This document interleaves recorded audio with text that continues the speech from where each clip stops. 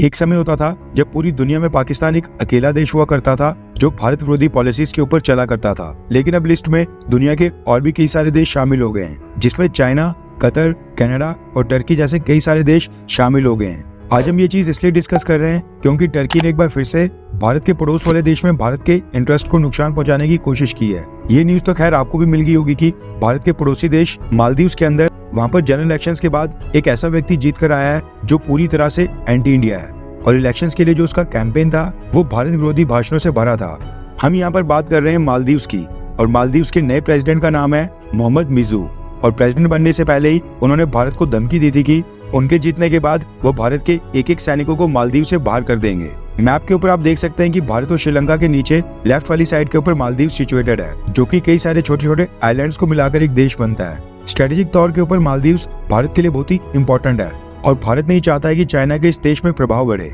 ऐसे में भारत ने मालदीव्स की कई मौकों के ऊपर काफी सारी मदद भी की है। इससे पहले मालदीव्स के अंदर वहां पर जितने भी प्रेसिडेंट रहे वो ज्यादातर भारत को सपोर्ट करते थे, जिस वजह से भारत ने अपनी आर्मी तक वहां पर डिप्लॉय करवा ली थी। होता क्या था कि मालदीव्स के अंदर जब भी कोई एक नया प्रेसिडेंट बनता था तो वो इंडिया फर्स्ट पॉलिसी को अपनाता था और इसी पॉलिसी के ऊपर चलते हुए मालदीव्स का हर एक प्रेसिडेंट उसका सबसे पहला विदेशी दौरा भारत का ही हुआ करता था और वो भारत के दौरे के ऊपर सबसे पहले आया करते थे या फिर भारत के प्राइम मिनिस्टर से फोन कॉल के ऊपर बातचीत करते थे। लेकिन मालदीव्स के नए प्रेसिडेंट मोहम्मद मिजू, जो कि पूरी तरह से चाइना सपोर्टर है, उनके ऊपर भारत विरोधी भूत इस तरह से हावी हो गया है कि उनको कुछ किलोमीटर दूर भारत ना दिखाई देते हुए हजारों किलोमीटर दूर टर्की दिखाई दे रहा है। और सामने से टर्की के प्रेसिडेंट अर्दोगान ने भी मौका हाथ लगते ही एक और भारत विरोधी प्रेसिडेंट को अपनी साइड करने की कोशिश स्टार्ट कर दी है। दरअसल रिपोर्ट्स निकल कर आ रही है कि मालदीव्स के नए प्रेसिडेंट मोहम्मद मिजू ने अपनी पहली विदेश यात्रा के तौर के ऊपर भारत न आने का फैसला किया है, जिसके बाद टर्की के प्रेसिडेंट अर्दोगान ने मालदीव्स के नए प्रेसिडेंट मोहम्मद मिजू को इनविटेशन भेज दिया है,